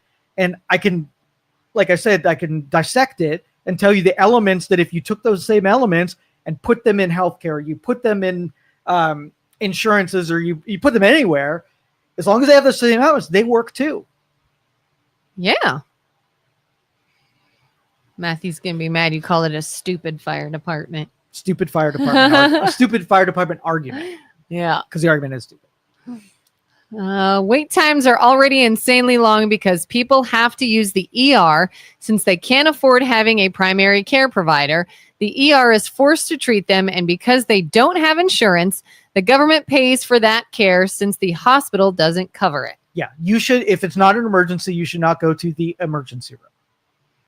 Right. And George W. Bush had it probably the most right of any president, and spending healthcare money on clinics that aren't hospitals where you're going to go into surgery, aren't emergency rooms where you're responding to triage. You basically staff it with people who can do, if you look at statistics and why people show up at the hospital, and you notice a trend of people showing up for XYZ, and you create a clinic that just does XYZ. So you have an emergency room for emergencies. You have a hospital for things that are not emergency, but are, surgeries and treatments and whatever. And you have a clinic that responds to everyday stuff. It like keeps, an urgent care. No, because that's almost. See, no, urgent care, that gets confused. Urgent to me sounds like I have an urgent matter. But I'm wondering if it's becoming more like urgent as in we get you in and out because you have something minor. Yeah. Urgently, like I don't have all day. I just need some antibiotics. Yeah. And I can be on my way. Yeah. And if it was like the watch battery repair drive-through where it's just quick things that they can do and get you out on the road, cool. I think those are mostly like privately run. Companies just saw a void in the marketplace and created urgent cares to fill that void. But the clinic side of things too, but clinics would have to be done on the government end because there is going to be zero money. This is basically going to be an attractant to everybody who shouldn't really even go in the hospital. Yeah. And those people have to almost deal with you like you're in the DMV, where they just in a machine, like on a conveyor belt. You came in, everybody's saying the same stuff. We have a non-risky response to it. You're not seeing a specialist. You're not seeing a high-paid person. You're paying someone who sort of has a specialty that's not quite a practicing doctor, but almost like what a person that's not even yet a nurse, but they know enough about things to give you a little guidance of what you should do, and they can direct you. Like it should almost be you get referred to a hospital only if you've tried to go through the filter of the clinic. You know what I mean? Like this is above a sniffle. Well, it's kind of like at urgent cares. Hey, I have this thing. And they're like, oh, we can't treat you here. You got to go there. And then so like, maybe urgent cares are what clinics become when they all grow up. I don't know. Yeah. I don't know. Because another good thing is the hours. Like if you have a sniffle, you're like, I'm not dying. I don't want to sit here all day. I'm going to go to work, but I'll see you after work to give me my prescription so I can leave. Yeah. So if we socialize medicine, what I want to do is I want a click counter on every human being that uses services. And the people who click the I go to the hospital button a lot, like over 100 times, right? They get the firefighter response where they come in with their suits to find out why you're ending up in the hospital so much. And they evaluate, analyze, and take the crisis out of it. You go to the hospital too much. You're maybe you're scared, and every time your kid has a booger hanging out of its nose, that you go to the hospital and you're taking up a seat for someone who could use it and making it whatever, that is going to say, hey, boogers are cool. This is what you do when you got boogers. I'm going to take control of your decision but what if their thing is I keep going because I don't have insurance and I can't get a primary care and they have to treat me? When you create 100%, and that's what I say, like when you have a single option and you have a few people outside of that option without creating the option that governs them, right? Mm-hmm. And if you don't have clinics where everybody goes to the clinic, 100% of the people can go to the clinic, and then you have a thing above that and a thing above that and a thing above that. So it could be like a self-pay medical professional building, helps with everyday kind of things, quick things. Yeah. If me and you open a clinic right now, we'd pick a really small building that have like 10 rooms on the side, and you would walk in the front and out the back. You wouldn't even stop, right? You wouldn't sit in a room. You would just walk in and be on a conveyor belt. Right? That would be awesome. And there would be a kiosk in front of them that has pictures with like this and this and like, ow. And then so when you come across, you have to pick the one that yours is. Like I got a headache, there's a booger out of my nose, or whatever. When you pick it, you get put into the room that corresponded with what you hit on the touch screen. And then you would just take the same treatment that everybody else got in that conveyor belt. You walk out of the room, you go out the back door, and it keeps going through. It costs $10 across the board, right? Everybody puts $10 in the little vending machine slot. What about, okay, what happens when imaging is needed? Like, hey, I don't know why you're feeling that way. Let's get an x-ray. Let's get a whatever. Now it's not going to be $10. No, then you get escalated. The goal with the first filter is to take a majority of the people who don't need that and make sure they never show up at the place to begin with. Are you dying? You need to go like here. All the hypochondriac parents who think that everything is cancer, right?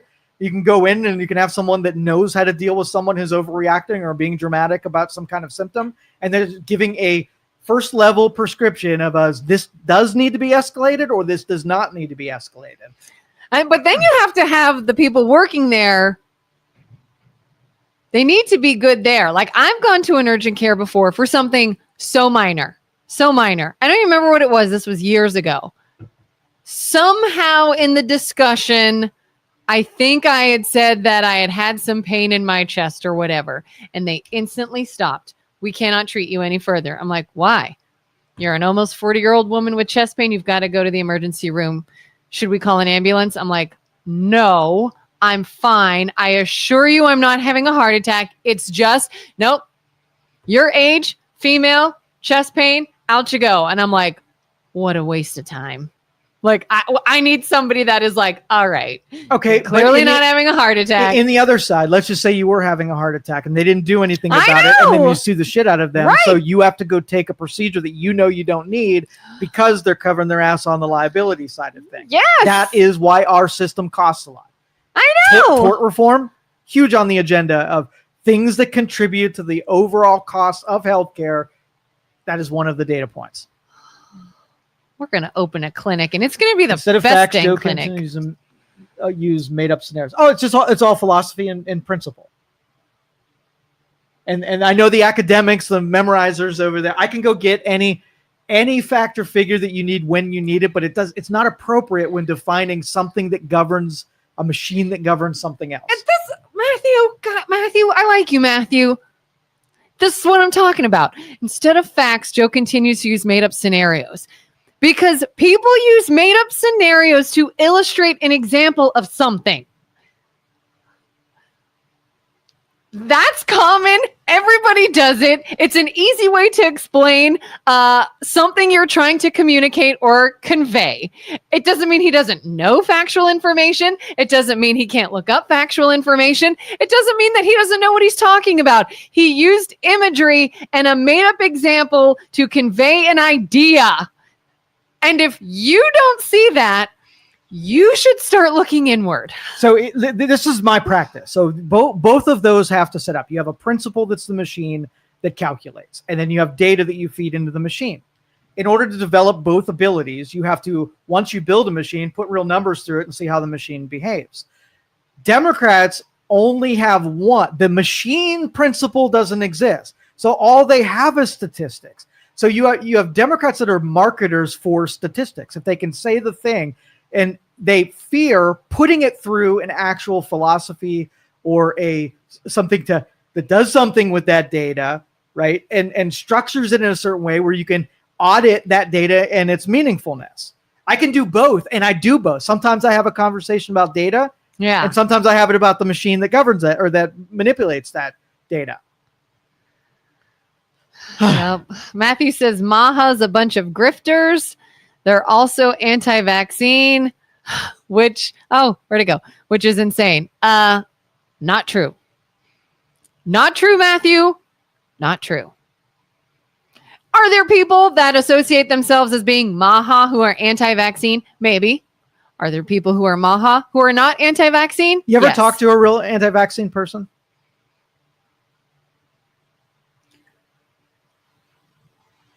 I know someone who was anti most things. I don't know if they were anti-vaccine, but I used to know someone who was like, they don't do flu shot, meds, anything of that nature. Okay.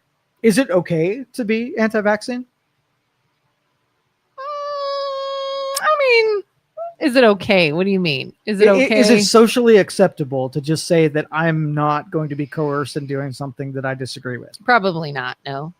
In this day and age, socially acceptable, I think you're going to get some looks. Well, I'm fascinated with people who are truly anti-vax because I want to know the origin of what makes you anti-vax. And there are some good logic that is governing certain. Some people are doing it more of out of zealotry than science or principle. And so those people I'm afraid of because they're only doing it because it was what was suggested to them. Mm-hmm. Like if they were like a premonition when I was a kid said, don't ever put something in me. Well, they're not doing it for great reasons. They're not doing it as an informed consent into anti-vax. They're just doing it because of, weird reasons. And not like, oh, well, I feel we should trust our immune systems and build immunity naturally. Right. And that's a person that's got really good control of their faculties. And they are, I expect that when I have someone who's anti-vax, if something came along that they put through their little filter of whether this is a good idea or not. So let's just say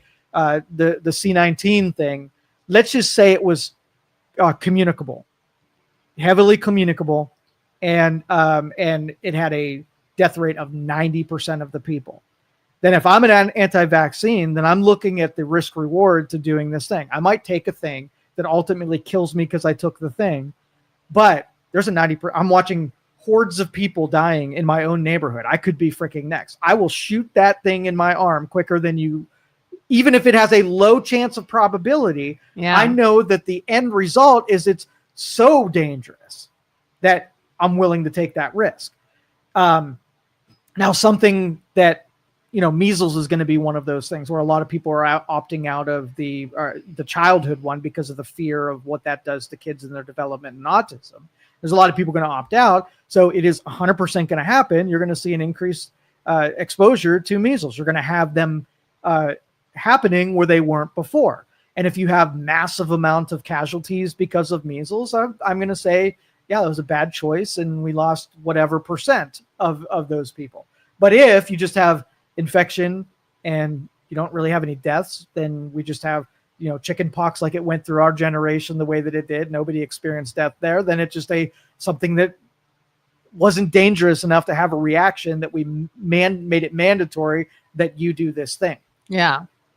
Yeah. And the thing that just annoys me with that is we've talked about blanketed statements before. Like if you're going to say something is something, be right about it.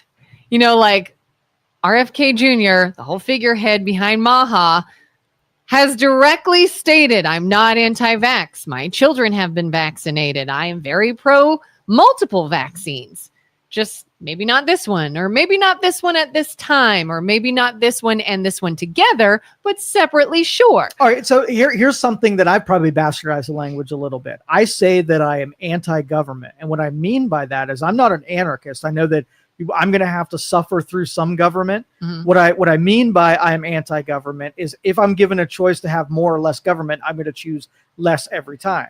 So by the same respects, if I'm anti-vax, it means I want to have less vaccines. And I'm not, the anarchy part of vaccines isn't what I'm talking about. If I'm anti-vax, it's because I want less. And I think we do too much. I think we need less. I think our trajectory is we're doing more. And I want to do the opposite of that.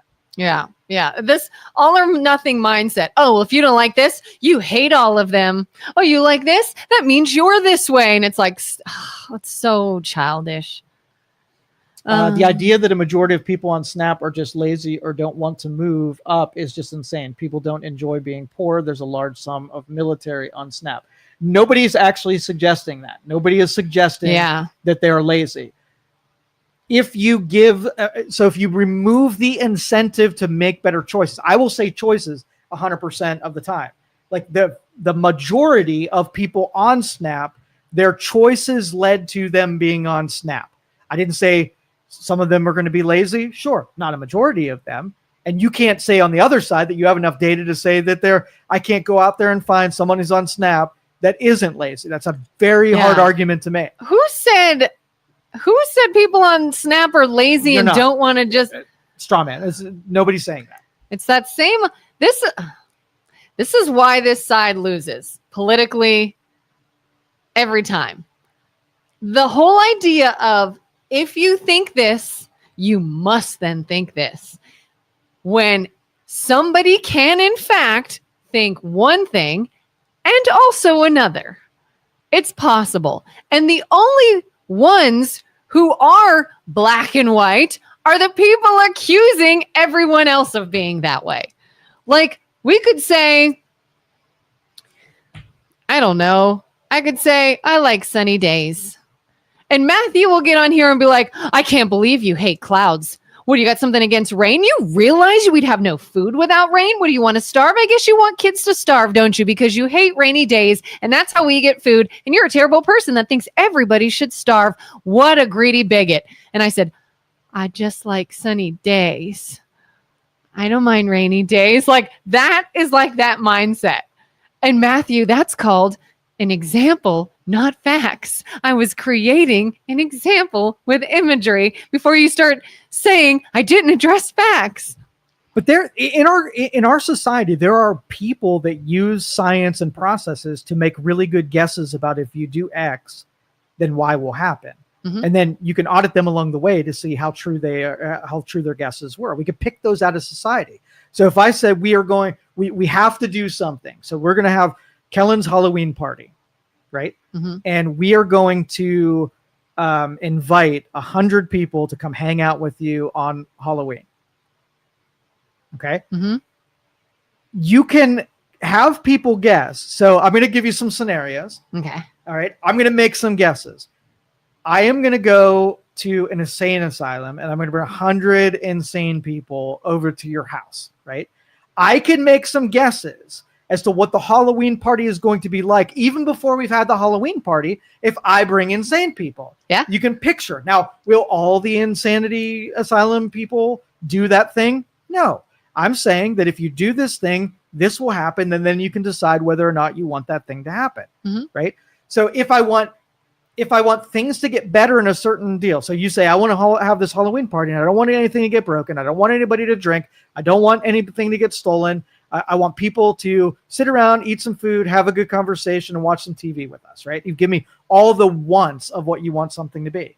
Well, who I select to invite in means that I'm going to add a probability of one of the things or things happening in the direction you want them to. And I can use what I know about society, what I know about culture, what I know about ethnicity, what I know about race, all of that. And I would be more likely to invite people who make one thing more likely and one thing less likely. Fair. So when we did immigration and we invited a bunch of people in, and they were of a certain type, of a certain culture, had certain ideals. You can watch as people guess before we let those people in. So like, hey boss, we're going to let 20 million people in that come from Mexico, and they're fleeing really harsh circumstances. You want to write down some things that you think they're going to affect. We bring them in the country. Are they going to need hospitalizations? Yeah, they're probably going to not have great hospitalization where they're coming from. So health costs are going to go up from these people.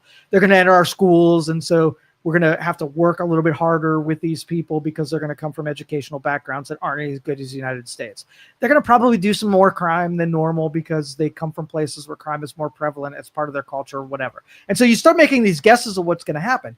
After the fact, what we're doing is we're looking backwards and we're assigning blame and trying to reverse engineer things that already happened and try to figure out why did anybody didn't know that was a possibility that could have made certain things worse without making other things better. Mm-hmm. Disconnected intelligence and education is a sign of lack of intelligence. I don't know what that means, but I bet you an academic wrote that. Yeah. You tend to become more intelligent as you learn. Okay, now I understand that. Yes, you do. And it's a long, long pursuit. And I think a lot of people get off of the 12th grade bus or the 16th grade bus and they never learn another effing thing again. 16th grade bus. Yes, I think that's very common. Yeah. People stop learning when you get to be an adult.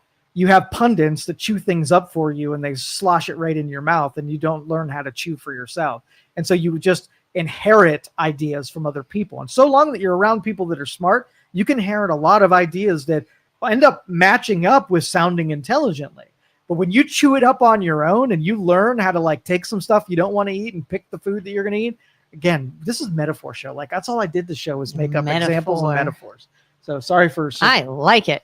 I think that's supposed to be Kelin. Oh, Kelin, the lack of education is the same on the cheap food. The lack of education is the same on the cheap food choices. If you aren't aware of what's good and what's not, just because it sounds good doesn't mean it is. And people that don't want to educate themselves on what's good or bad. But here's the thing, like it's not a lack of information, right? I talk to people every day, like Kelin did in the very beginning, who identify with their ill health as part of who they are. So you could tell them what you're doing is bad for them, and they will say, that's part of who I am. How do you expect me to go through life with not doing the toxic, poisonous thing? I've literally said that. They will fight for it. I've literally said, but that's me, and right. I enjoy it. So it's not information. Yeah. It's if you identify with ill health and all you get for the rest of your life is ill health and your decisions are all ill health, you have free will, baby. If you choose all those things, you just get to get what you paid for. Yeah. People will justify. Have you not heard of the mafia? Yes, I have. And look at our food and religion. Your husband was in the military. He has an obligation to try to learn the language. Not a great example. No, not really. The Mythbusters quote fits perfectly here. I reject your reality and substitute my own. Bib overalls are a sign of country Karen. Country Karen. Who bastardized likes my overalls? Yeah, woke. That I do have a problem. Who bastardized the word woke? Yes, what woke means to me is I go up at 6:30 in the morning and I go like this to my son, and he is now woke. He's now woke. That's what it means. Damn it! It did get bastardized. Yeah. How did that even start? It was like what you've been awakened. Yeah, you're awakened to, but it doesn't even mean that. Something is what it started. Indoctrinated, like all the other words must have like been too harsh to hear. No, they used to think, "Oh, I woke up. I woke up to these everything that was actually going on," and we're like, "Well, that's fine. If you awoke and came into a bad idea and made it part of your identity and took some." And then, then everybody bastardized it because they said, "No, you're actually no more awake about anything." That's why it became progressives think that the ideas that they have are really special because they got those trophies when they were young. So when they come with this ideas that we should cut off guys' penises and have them pretend to be a girl, that's in their brain. It was a really, really good idea. And when they floated it out there, and there's other people like, yeah, it's not a get, but they can't hear those words, and they're like, you're just being woke, as almost insulting that it's not a real good idea, and let's put it through some focus groups before we lay that one out. Like pretty soon No Kings is going to be that, like a word or a phrase that somebody intended to mean something, but when it's kind of stupid when it got boiled down. Yeah, it's like, don't you see that it's dismissive. That isn't what you wanted? It's dismissive. So when you say woke, it means that it's more dismissive, as making fun of the people who think brilliant ideas are not so brilliant, that kind of a thing. Yeah. Oh, we got to get out of here. Well, thanks everybody for joining in today or tuning in today. Join us Matthew, for interacting. All right. Have fun, guys. Thank you for listening to this show on Youngstown Studio. This is original Youngstown content. Feel free to share our videos and tell your friends about us. Don't forget to subscribe to our